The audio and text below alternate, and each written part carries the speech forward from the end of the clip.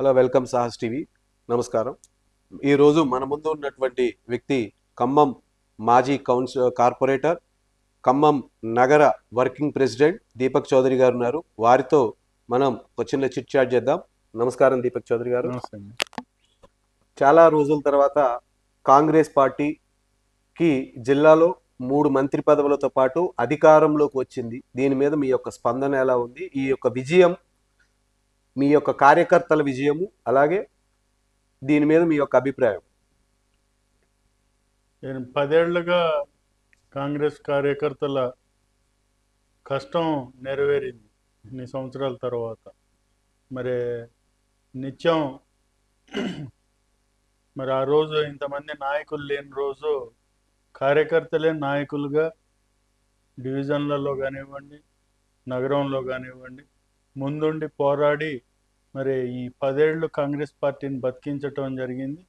మరి ఆ తర్వాత మరి ఇప్పుడు మీరు చూసినట్లయితే పెద్ద నాయకులు తుమ్మల నాగేశ్వరరావు గారు కానివ్వండి, శ్రీనివాస్ రెడ్డి గారు కానివ్వండి, వీళ్ళంతా పార్టీలో ఇంకా కొంతమంది టీఆర్ఎస్లోంచి ఇతర పార్టీల నుంచి రావటం జరిగింది. వాళ్ళని కూడా కాంగ్రెస్ పార్టీ కార్యకర్తలు వాళ్ళని గుండెల్లో కెత్తుకొని వాళ్ళ గెలుపు కోసం అహర్నిశలు కృషి చేసి మరి వాళ్ళని గెలిపించటం జరిగింది.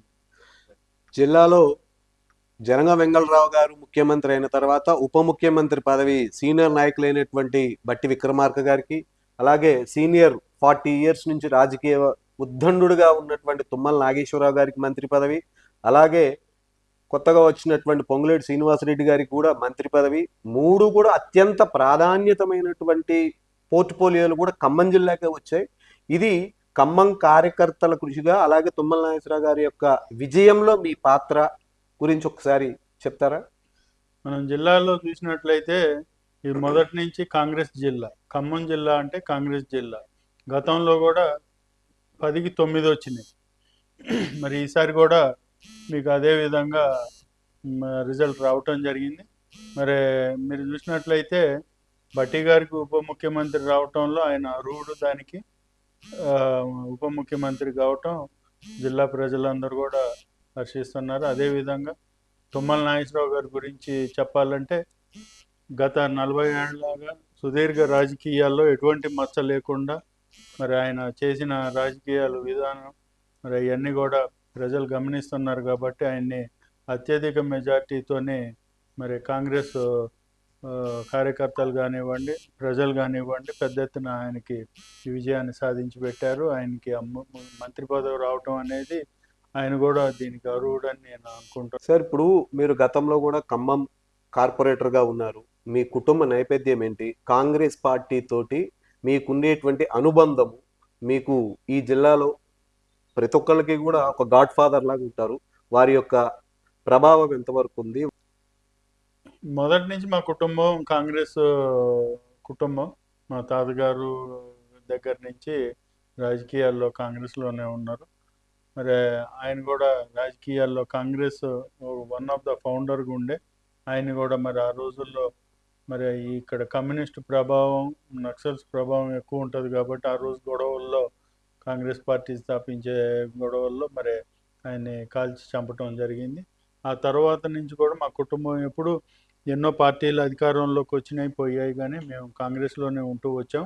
ఆ తర్వాత నేను రాజకీయాల్లోకి వచ్చి దగ్గర దగ్గర 25 సంవత్సరాలు అవుతుంది. అప్పటి నుంచి కూడా కాంగ్రెస్లోనే ఉంటున్నాను. నేను ప్రతిపక్షం చూశాను, అధికార పక్షం చూసాము, మళ్ళీ ప్రతిపక్షం చూసాము, మళ్ళీ ఇప్పుడు అధికార పక్షంలోకి వచ్చాం. ఇది కొత్త ఏం కాదు అధికార పక్షాన్ని చూడటం అనేది. కాకపోతే ఎప్పుడు పదవుల కోసం కాకుండా మేము ఎప్పుడు ప్రజల తరపునే పోరాడుతూ వస్తున్నాం. మీరు చూసినట్లయితే కార్పొరేటర్గా లేనప్పుడు కూడా ఈ ప్రజల పక్షాన ఎవరైతే 10 మందికి ఉపయోగపడే పని ఉందని ఎవరు వచ్చి అడిగినా కూడా మనం ముందుండి వాళ్ళ తరపున పోరాడినాం. మీరు నేను కార్పొరేటర్గా ఉన్న సందర్భంలో నా డివిజన్లో flyover railway under bridge RUB అనేది సారథినగర్ మామిడిగూడ అనేది చిరకాల వాంచ అక్కడ ప్రజలకి. అది యోజనలకు కూడా చాలా డిస్టెన్స్ తగ్గిపోయి ప్రజలకు చాలా ఉపయోగకరమైన రైల్వే అండర్ బ్రిడ్జ్ అనేది. కాబట్టి అప్పుడు ప్రభుత్వం గుర్తించి దాన్ని తుమ్మల నాగేశ్వరరావు గారు శంకుస్థాపన చేయటం జరిగింది. ఆ తర్వాత దాన్ని మరుగున పడేసి దాన్ని మొత్తం మట్టితో నింపేసి దాన్ని కోట్లాది రూపాయలు వెచ్చించి నిర్మించిన దాన్ని పక్కకు పడేసినప్పుడు ఎన్నో విజ్ఞప్తులు అప్పుడున్న అధికార పార్టీ ఎమ్మెల్యేలు కానివ్వండి, అధికారులకు కానీ విజ్ఞప్తులు చేసినప్పటికీ పెడచెవిన పెట్టి వదిలేసినప్పుడు దానికి నిరాహార దీక్ష కూడా చేయటానికి పూనుకున్నప్పుడు వందలాది పోలీసులతోని అప్పుడున్న టీఆర్ఎస్ ప్రభుత్వం అడ్డుకున్నది. అయినా కూడా ప్రజలు నా తరపు నుండి ఇంట్లోకి వచ్చి నన్ను ఆ రాత్రి అంతా వీళ్ళు నిర్బంధించినా కూడా బయటికి తీసుకొని పోయి నిరాహార దీక్ష దాకా శిబిరం దాకా పోతే శిబిరం కూడా లాగేసి వీళ్ళు బలవంతంగా అరెస్ట్ చేసి తీసుకుపోయిన సందర్భం ఉంది. ఆ తర్వాత రైల్వే అండర్ బ్రిడ్జ్ కోసం ఆ, ఒక ఐఏఎస్ ఆఫీసర్ నాకు సహకరించడం జరిగింది. అందులో భాగంగా దాన్ని ఫైల్ని మూవ్ చేసి కౌన్సిల్లో పోరాటంతో పాటు ఆ ఫైల్ని మూవ్ చేసి ఎండోమెంట్ పర్మిషన్స్ కానివ్వండి, ఇక్కడ కలెక్టరేట్ నుంచి ఆర్డీఓ ఆఫీస్ నుంచి మున్సిపల్ మన ఎంఆర్ఓ ఆఫీస్కి అన్నీ కూడా నేను సొంతంగా ఒక అధికారులు చేయాల్సిన పనులు ఒక ప్రజాప్రతినిధిగా నేను ప్రతి ఆఫీస్ గడప తిరగని రోజులే తిరిగి ఆ ఫైల్ని మూవ్ చేసి ఫైనల్గా అది ఎండోమెంట్ ల్యాండ్ అడ్డం ఉంది కాబట్టి రైల్వే అండర్ బ్రిడ్జ్కి దాని పర్మిషన్ కోసం స్టేట్ ఎండోమెంట్ కమిషనర్ అనిల్ కుమార్ని కూడా కలవటం జరిగింది. మొన్న ఎలక్షన్లలో తుమ్మల నాగేశ్వరరావు గారు మా ఏరియాకు వచ్చినప్పుడు ఈ సమస్యని రైల్వే అండర్ బ్రిడ్జ్ సమస్యని తీసుకొని పోయి వారి దృష్టికి తీసుకుపోయినప్పుడు హామీ ఇవ్వటం జరిగింది. ఆయన గెలిచిన వెంటనే నిర్ణయం తీసుకొని రైల్వే అండర్ బ్రిడ్జ్ పనులు పూర్తి చేయాలని కూడా ఆదేశాలు ఇవ్వటం జరిగింది. కాబట్టి వారికి ప్రతి ఒక్కరూ ఈ ప్రజలు హర్షిస్తున్నారు, వాళ్ళు కృతజ్ఞతతో ఉంటారని ఈ సందర్భంగా తెలియజేస్తాను. కార్పొరేటర్గా ఉన్నప్పుడు గత ప్రభుత్వం మీ మీద కేసులు పెట్టారు, పాత బస్ స్టాండ్ విషయం కావచ్చు, లేకపోతే మళ్ళా చాలా సమస్యల మీద మీరు మంత్రిని కూడా ఢీకొండి పోరాటారు. ఆ యొక్క ఫలితం, ఆ కేసులు, వాటి యొక్క పరిస్థితి ఇప్పుడు ఎలా ఉందంటారు? కేసులకి ఎప్పుడు భయపడేది లేదండి. కేసులకి ఎప్పుడు భయపడలేము మేము. కేసులకు భయపడ్డట్టయితే ఆ రోజే పార్టీ మారటం అందరిలాగా ఏదో ఒకటి చేసేవాళ్ళం. కానీ ప్రజలు ఎవరైతే జెన్యున్గా ఒక ఒక ఏరియాకి సంబంధించిన ఇష్యూస్ మీద వచ్చినప్పుడు మీ ఇందాక చెప్పిన రైల్వే అండర్ బ్రిడ్జ్ అయిపోయింది. పాత బస్ స్టాండ్ని ఇక్కడి నుంచి తరలించినప్పుడు చుట్టుపక్కల చిరు వ్యాపారులు కానివ్వండి, ఆ చుట్టుపక్కల నివసిస్తున్న పెద్ద వ్యాపార సముదాయాలు కానివ్వండి, ఇక ఒక మూలకపడే పరిస్థితి వచ్చినప్పుడు దాన్ని అక్కడ ఉంచాలని అధికారులకు కానివ్వండి, అప్పుడు ప్రజాప్రతినిధులకి విజ్ఞప్తి చేసినా కూడా పెడచెవిన పెట్టడంతో అప్పుడు ప్రజలు కొంతమంది వచ్చి అక్కడ వ్యాపారస్తులు నన్ను కోరారు, మా తరపున పోరాడాలి, మీరు ఈ పాత బస్ స్టాండ్ని తిరిగి ఇక్కడ కొనసాగించాలి, లేని పక్షంలో కనీసం దీన్ని సిటీ బస్ స్టాండ్ కానీ ఉంచాలన్నప్పుడు దీన్ని మేము పెద్ద ఎత్తున ప్రజల తరపున ప్రజలతో కలిసి ఉద్యమం చేసినప్పుడు అనేక కేసులు బనాయించడం జరిగింది. మరి ఈ కేసులకు మనం ఎప్పుడు భయపడ్డది లేదు. మరి అదేవిధంగా మనం డంపింగ్ యార్డ్ చూసినట్టయితే డంపింగ్ యార్డ్ మన సిటీ మధ్యలో ఉన్నప్పుడు దాన్ని తరలించాలని ఆ రోజు అక్కడ ఉన్న స్థానిక ప్రజాప్రతినిధులు కానీ ఎవరు పట్టించుకున్నప్పుడు ప్రజలు ఆ రోజు వచ్చి అడిగితే దాని మీద మనం పెద్ద ఎత్తున పోరాడి ఆ రోజు తుమ్మల నాగేశ్వరరావు గారు జీవో తీసుకొచ్చి దీన్ని ఆ డంపింగ్ యార్డ్ని ఇక్కడి నుంచి తరలించడం జరిగింది. రైతు బజార్ ఎంతో ఉపయోగకరంగా ఉండేది, ఆర్టీఓ ఆఫీస్ పక్కది. దాన్ని తీసేయాలన్నప్పుడు అక్కడ ఎంతోమంది చుట్టుపక్కల రైతులు కానివ్వండి, మరి అదేవిధంగా అక్కడ చుట్టుపక్కల నివసిస్తున్న వారు అక్కడ కూరగాయలు అవి అమ్ముకొని జీవనోపాధి పొందుతుండేవాళ్ళు. దాన్ని తీసేయొద్దు, ప్రజలకు కూడా ఉపయోగకరంగా ఉందని దాన్ని ఆపాలని చూస్తే ఆ రోజు ప్రభుత్వం నిరంకుశంగా మా అందరినీ అరెస్ట్ చేసి పెద్ద ఎత్తున పోలీసులు మోహరించి జీబుల్లో ఎక్కించి ఆడి నుంచి తీసేసి వాళ్ళు బలవంతంగా దాన్ని తీసేయటం జరిగింది. మరి ఆ తర్వాత కూడా దాన్ని మొన్న మంత్రి గారి దృష్టికి తీసుకుపోతే అక్కడ మళ్ళీ ఏర్పాటు చేసే ఆలోచన ఉందని కూడా చెప్పటం జరిగింది. రేవతి సెంటర్లో మున్సిపల్ క్వార్టర్స్లో ఎన్నో సంవత్సరాలుగా నివసిస్తున్న వాళ్ళని ఆడి నుంచి ఉన్న పళ్ళాన్ని ఖాళీ చేయాలని నోటీసులు ఇచ్చినప్పుడు అప్పుడు రేణుకా చౌదరి గారిని తీసుకొని పోయి అక్కడ మీటింగ్ పెట్టి ఆ రోజు ఉన్న కలెక్టర్తో మాట్లాడించి మీటింగ్ ఏర్పాటు చేసి దాన్ని వెంటనే నిలుపుదల చేయటం జరిగింది. ఆ నోటీసులు వెనక్కి తీసుకోవటం జరిగింది. అదేవిధంగా ఇంకెన్నో ఖమ్మంలో సమస్యల మీద మనం ఎక్కడ సమస్య ఉందంటే అక్కడ పోరాటం జరిగింది. ఆ సందర్భంలో అధికార పక్షంలో ఉన్న వాళ్ళకి అవి నచ్చలేదు కాబట్టి మా మీద ఎన్నో కేసులు పెట్టారు. సొంతంగా మా మీద నా సొంతంగా ఏ కేసులు లేవు. వాళ్ళు ఏదున్నా కూడా ఈ తప్పుడు కేసులు బనాయించినవి తప్పితే ఒరిజినల్గా మనం అక్కడ వేరే ఇతరతర కేసులు కాదు. ఈ ప్రజల పక్షాన పోరాడేటప్పుడు పెట్టారు కాబట్టి ఎన్నడూ కేసులకు భయపడింది లేదు. కాంగ్రెస్ గవర్నమెంట్ ప్రకటించినటువంటి 6 పథకాల మీద ఇప్పుడు ప్రజాపాలన జరుగుతోంది. దాని మీద ప్రజల యొక్క స్పందన ఎలా ఉంది? ఫర్దర్‌గా ఇది అప్లికేషన్‌లు తీసుకుంటానికే గాని దీని మీద ముందు జరుగుతదా లేదా అనేటువంటి ప్రజల్లో ఒక అపోహ ఉంది. దీని మీద నగర వర్కింగ్ ప్రెసిడెంట్‌గా మీ యొక్క కామెంటు, సూచన. ఈ 6 గ్యారంటీ పథకాల మీద ప్రజలు నమ్మారు కాబట్టే ప్రభుత్వం వచ్చింది, కాంగ్రెస్ ప్రభుత్వం. దాన్ని నిలబెట్టుకోవాలన్న ఆలోచన ఉంది కాబట్టే ఏమాత్రం ఆలస్యం చేయకుండా రేవంత్ రెడ్డి గారు రావటమే ముందే ఉచిత బస్సు కానివ్వండి, ఆరోగ్యశ్రీ 10 లక్షలకి పెంచడం కానివ్వండి, మళ్ళీ వెంటనే ఇప్పుడు ఈ మిగిలిన పథకాలు కూడా అప్లికేషన్లు తీసుకోవటానికి ఆయన ముందొచ్చి ఇచ్చారు. కానీ టీఆర్ఎస్ ప్రభుత్వంలో లాగా మాకు ఇళ్ళు ఇవ్వండి లేకపోతే మాకు రేషన్ కార్డులు ఇవ్వండి అని ఆఫీసుల చుట్టూ ప్రజలు తిరగలేదు కదా. ఆయనే అప్లికేషన్లు పెట్టుకోమన్నాడు కాబట్టి అవి 100% ప్రజలకి అవి అందుతాయి, విడతల వారీగా అందుతాయి. అందరికి ముందైతే వాళ్ళు అర్హులు ఎవరు అన్నది తేలవటం కొరకే ఈ అప్లికేషన్లను స్వీకరిస్తాను. ఎన్నో సంవత్సరాలుగా కాంగ్రెస్ పార్టీని నమ్ముకున్నటువంటి ఒక సీనియర్ కార్యకర్తగా మీ గుర్తింపుని పార్టీ గుర్తించిందా? గుర్తింపులో నగరంలో ఒక చర్చ నడుస్తుంది. మన దీపక్ అన్నకు ఒక మంచి పదవి రాబోతుంది అనే చర్చ ఉంది. దాని మీద మీ యొక్క స్పందన, మీ కార్యకర్తలు మిమ్మల్ని నమ్ముకున్నటువంటి మీ యొక్క అనుచర వర్గానికి మీరిచ్చే భరోసా, మీరు హామీ. ఒకటండి, ఇప్పుడు ఈ గత 10 ఏళ్లుగా మనం ప్రజల తరపున పోరాడుతున్నాం. ఆ రోజు కూడా కార్పొరేటర్గా ఉన్నాను. ఉన్న రోజుల్లో ఇప్పుడు ఏదైతే ఎమ్మెల్యేలు కానివ్వండి, అప్పుడు కార్పొరేటర్లు గెలిచిన వాళ్ళు కానీ వాళ్ళ అధికార పార్టీ తాయిలాలకి పార్టీలు మారటం జరిగింది. మరి ఆ సందర్భంలో నన్ను కూడా ఎన్నో విధాలుగా వాళ్ళు రమ్మని అడిగారు, పదవులుగా ఏం కావాలనో చెప్పండి అని. కానీ ఆ రోజు మనం కమిటెడ్గా మనం ఏదైతే పార్టీ కోసం పార్టీ తరఫున గెలిచామో దాని తరఫునే ఉండాలా.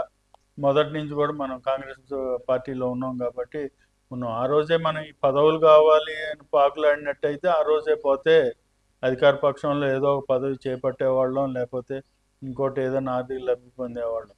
కాకపోతే ఇప్పుడు కాంగ్రెస్ పార్టీలో ఇన్ని సంవత్సరాలు కార్యకర్తలు, ఇన్ని సంవత్సరాలు నేనే కాదు చాలామంది కష్టపడ్డారు. వాళ్ళందరూ కూడా కోరుకునేది ఒకటే, మన పార్టీ వచ్చింది, మన పార్టీలో మనం పదవి చేపట్టాలనేది ప్రతి ఒక్కడి ఆశ. అది మరి అధిష్టానం గుర్తించాలా, మాలాంటి వాళ్ళందరికీ కూడా పదవులు ఇవ్వాలి. ముందు కాంగ్రెస్ పార్టీలో పనిచేసిన వాళ్ళని వాళ్ళని గుర్తించి వాళ్ళకు గౌరవం లభించేలా చూసినట్లయితే ఇక అధిష్టానానికి ఇటు కార్యకర్తలకు కూడా మనోభావాలు దెబ్బతినకుండా ఉంటాయని ఈ సందర్భంగా తెలియజేస్తాను. కాంగ్రెస్ పార్టీలో మీ యొక్క ప్రస్థానం 25 సంవత్సరాలు ఉంది. మీరు చాలా పెద్ద పెద్ద నాయకులతోటి కూడా, మీకు కేంద్ర మంత్రులు ఉన్నటువంటి వాళ్ళందరితో కూడా మీ యొక్క అనుబంధాన్ని మా యొక్క వ్యూవర్స్ తోటి పంచుకోగలని. నేను మొదట నా చిన్న వయసులో ఖమ్మం పార్లమెంట్కి పోటీ చేయడానికి వచ్చిన నాదెండ్ల భాస్కర్ రావు గారు వాళ్ళ అబ్బాయి మనోహర్ గారితో ఆ రోజుల్లో మరి ఆయనతోనే ఈ ఖమ్మం పార్లమెంట్ మొత్తం తిరిగి ఆయనకి సహకరించడం జరిగింది. ఆ తర్వాత శ్రీమతి రేణుకా చౌదరి గారు రావటం జరిగింది. రేణుకా చౌదరి గారితో కూడా ఇక రేణుకా చౌదరి గారు వచ్చిన దగ్గర నుంచి కంప్లీట్గా ఫుల్ టైం పాలిటిక్స్ చేసుకుంటూ వస్తున్నాం. ఇక ఆ తర్వాత ముఖ్యమంత్రులుగా ఉన్నప్పుడు, ఆ తర్వాత మనం 2004లో అధికారంలోకి వచ్చాక వైఎస్ రాజశేఖర రెడ్డి గారు, ఆ తర్వాత వైఎస్ జగన్మోహన్ రెడ్డి గారితో ఎప్పుడైనా కలవాలనంటే డైరెక్ట్ వెళ్ళి కలిసే ఒక ఎప్పుడైనా కలవాలి మనం అంటే ముఖ్యమంత్రి కానివ్వండి, వైఎస్ జగన్ కానివ్వండి, వీళ్ళని కలిసే అవకాశం ఉండేది. ఆ తర్వాత వచ్చిన కిరణ్ కుమార్ రెడ్డి గారితో కూడా ఎటువంటి అపాయింట్మెంట్ లేకుండా ఆయన ఛాంబర్ దాకా పోయే అవకాశం ఉండేది. మరి ఆ తర్వాత చూసినట్లయితే మరి ఇప్పుడు మన ఉన్న నాయకులు మ బట్టి విక్రమార్క గారు కానివ్వండి, మరి అదేవిధంగా తుమ్మల నాగేశ్వరరావు గారు కానివ్వండి, శ్రీనివాస్ రెడ్డి గారు కానివ్వండి, ఇక ఆ, చూసినట్టయితే ఏఐసిసి నాయకులతో కూడా చాలామందితోని సంబంధాలు ఉన్నాయి. ఎందుకంటే మనం సుదీర్ఘంగా పని చేసుకుంటూ వస్తున్నాం కాబట్టి ఆ పనిలో ఎక్కడో ఒక దగ్గర వాళ్ళతో పరిచయం కానివ్వండి, పనిలో భాగంగా ముఖ్యంగా రేవంత్ రెడ్డి గారు పిసిసి ప్రెసిడెంట్ కాకముందు వర్కింగ్ ప్రెసిడెంట్గా ఉన్నప్పుడు ఆయన రాజకీయాల్లోకి మన కాంగ్రెస్లోకి వచ్చినప్పటి నుంచి ఆయనతో నేను సన్నిహితంగా ఉండేది. ఆయన కూడా నాతో అన్ని ఆ, ఏమైనా విషయాలు ఉంటే పంచుకోవటం జరిగేది. కలిసినప్పుడు గాంధీ భవన్లో కానివ్వండి, మీటింగులకి వెళ్ళినప్పుడు, ఆయన ఇంటికి వెళ్ళినప్పుడు. కాబట్టి అందరితోని మంచి సంబంధాలు ఉండేవి. కాంగ్రెస్ పార్టీలో హేమాహేమీల పరిపాలన చూసినటువంటి రాజకీయ అనుభవం ఉన్న మీకు ఈ రోజున రేవంత్ రెడ్డి గారు అతి చిన్న వయసులో ముఖ్యమంత్రిగా ఆయన తీసుకునేటువంటి నిర్ణయాల మీద మీ కామెంటు, వారి పరిపాలన ఎలా ఉంది? ఆయన పరిపాలన బాగుంది. ఇందాక కూడా చెప్పాను మీకు. ఆయన వచ్చిన కొద్ది కాలంలోనే వాళ్ళకు సరిగ్గా కుర్చీ కూడా చదువుకోకముందే ముందు ప్రజల మీద దృష్టి పెట్టిండు. ప్రతిరోజు అప్పుడు వైఎస్ రాజశేఖర రెడ్డి గారు, అంతకుముందు నందమూరి తారక రామారావు గారు ముఖ్యమంత్రిగా ఉన్నప్పుడు ప్రజల్ని ఇళ్ల వద్దే కలిసే ఇది ఉండేది, ఆనవాయితీ ఉండేది. వాళ్ళని ఉదయం లేచి కలిసి అందరినీ వాళ్ళ సాధక బాధకాలు తెలుసుకొని వాళ్ళ నుంచి రిప్రజెంటేషన్స్ తీసుకోవటం కానీ ఉండేది. మరి గత 10 ఏళ్ల నుంచి అది లేదు. ఇప్పుడు ఆయన వచ్చాక ఎంతో ఓపికగా మరి అవన్నీ చేస్తాడు. దాన్ని బట్టే ఆయన నిబద్ధత అర్థమవుతుంది, ఏదైనా చెయ్యాలి ప్రజలకి అనేది. సీనియర్ నిబద్ధత కలిగినటువంటి ఒక కాంగ్రెస్ కార్యకర్తగా నగరానికి వచ్చేటువంటి ప్రముఖులు ఎవరైతే జాతీయ స్థాయి నాయకులు కానీ, రాష్ట్ర స్థాయి నాయకులు కానీ, వారి నుంచి మీకు వచ్చిన ప్రశంసలు, వారు పొగిడినప్పుడు మీకు ఉండేటువంటి అనుభూతిని ఒకసారి తెలియజేయాలి. ఒకటి సార్, ఇప్పుడు ఈ 10 ఏళ్లలో పెద్దగా మమ్మల్ని ఇక్కడ మనం చెప్పాలంటే ఈ 10 ఏళ్ళు కానివ్వండి, గత 25 ఏళ్లలో నేను అనుకున్న విధంగా నాకు ఎటువంటి పదవులు రాలే. పదవులు వచ్చినా రాకున్నా ఒక కార్యకర్తగా ఈ పార్టీలో పార్టీ కోసం పనిచేసుకుంటా, పార్టీ కమిటెడ్గా పార్టీ సిద్ధాంతాలని ప్రజల్లోకి తీసుకొని పోతూ నిత్యం అధిష్టానానికి అంటే మా నాయకులకి, జిల్లా స్థాయి నాయకులకు కానివ్వండి, రాష్ట్ర స్థాయి నాయకులు కానివ్వండి, ఎవరు వచ్చినా కూడా వాళ్ళతో కలిసి పనిచేయటం జరిగింది. ఆ కమిటెడ్గా ఉంటాడు, పనిచేస్తాడు అనేది ఆ నాయకుల్లో నా మీద మంచి సదభిప్రాయం ఉంది.